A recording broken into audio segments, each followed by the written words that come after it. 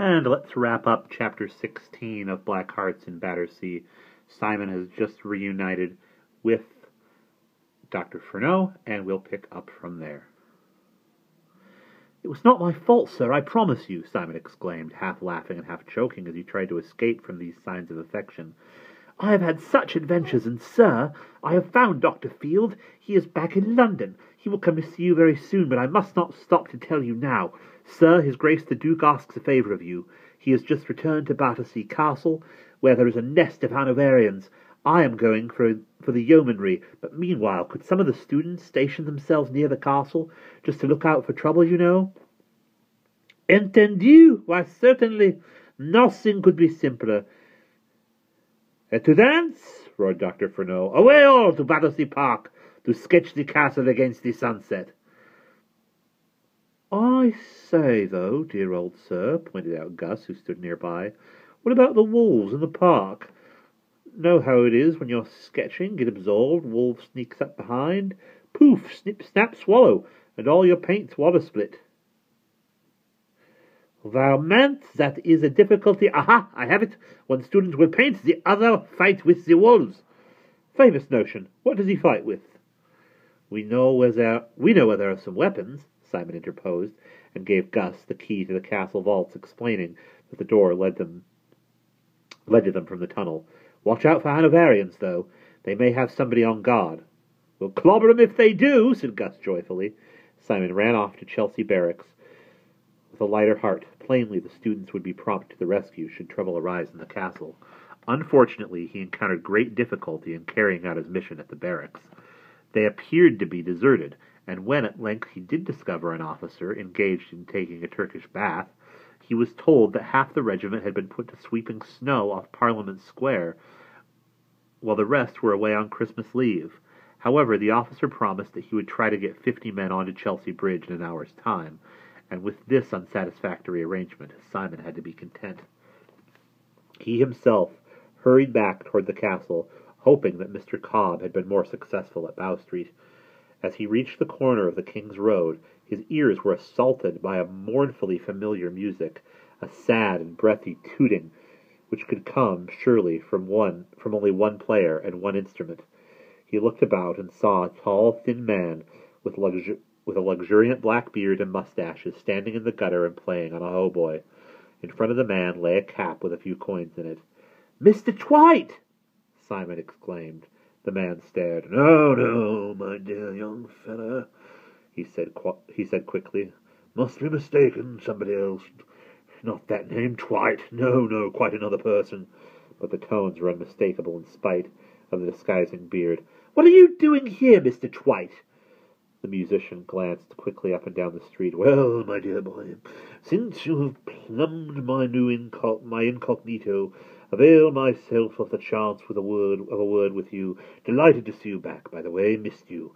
Mr. Twite spoke in a most amiable, carefree manner, as if he had not been the hand which, at their last meeting, dealt Simon such a stunning blow. He led Simon into a doorway and went on confidentially. "A tombstone for my wife I will not ask for. Between you and me she was a thorn." "Tombstone? But I don't understand." Simon was mystified. "Is Mrs. Twite dead?" "No," replied her husband cryptically. "Not yet, but dear little Dido, the last of the house of Twite, a flower of the flock. I should wish that some suitable memorial be erected to her on the island of Inchmore. A simple stone with a simple legend. Perhaps Dido Twite, a delicate sprite." Yes, of course," said Simon, somewhat shaken. "But you heard, then?" "Those 2 sailors from dark Dimity, whom you kindly liberated, reached London yesterday and told my brother-in-law the whole tale. I'm delighted to hear that my dear young nephew Justin is still in good health." "But good heavens, if Buckle knows that, then the Duke and Duchess are in deadly danger. I must be off to the castle at once." "I must strongly advise you not to." Mr. Twite laid a detaining hand on his arm. "No, indeed. That is the last place I should visit at present. But perhaps you are not aware that Mr. Buckle proposed to blow up their graces and his Majesty shortly by means of dynamite." "What?"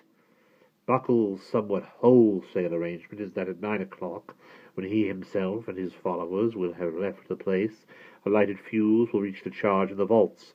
The Duke and Duchess and His Majesty, peacefully unaware of their solitude, will be alone in the castle, preparing to watch from the library a display of fireworks, which they have been told will take place as the clock strikes 9. Fireworks, my brother-in-law is seldom humorous, but that strikes me as a neat touch. But if that is so, let me go. I must run. I must warn them. Thank heaven it is only 5:15, Simon said as the church clock's chimes rang out not far away. Wait a moment, my rash young friend. To tell the truth, said Mr. Twite again, looking round cautiously, I have of late become somewhat wearied by my dear wife and her family and their burning political ambitions. I resolved to rid myself of the whole boiling and start afresh overseas, in a land where musicians are treated with respect. In short, I altered the fuse, curtailed it, timing it to explode at 5, when my dear wife, brother-in-law, sisters-in-law, and the rest of them will still be inside the castle. Was that not an ingenious notion? I flatter myself it was, he said, rubbing his hands. Dear Ella, her sisters, Eustace, Buckle, Midwink, Jem, Fibbin, Scrimshaw, and that disagreeable fellow who calls himself young Turveydrop. Yes, indeed, the world will be a more peaceful place without them. Dear me, the boy has not waited. Think, my impetuous young friend. Think, my impetuous young friend, he called after Simon. Reflect on what you are doing. But Simon's, his heart pounding in his chest, was racing at top speed toward Mr. Cobb's yard. And that is the end of chapter 16. And apologies for changing how I did Mr. Twite's voice differently every time. It had just been so long I couldn't remember how I'd done it before. He will be back in other books, and I think that this should probably be how I do his voice, a little bit like an eviler version of the Lion from the Dark Angel trilogy. Anyway, that's enough about voices. I will see you in the next video.